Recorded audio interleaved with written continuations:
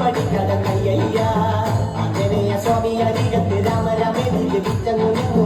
ലക്ഷ്മണന്റെ ഉള്ളിനകത്തൊരു പുതിരി കത്തി വിരിഞ്ഞങ്ങുന്നു ശ്രീരാമ പരമരുളു ശ്രീരാമ പ്രാർത്ഥന കേൾക്കാതിരിയും വൈകരുതേവി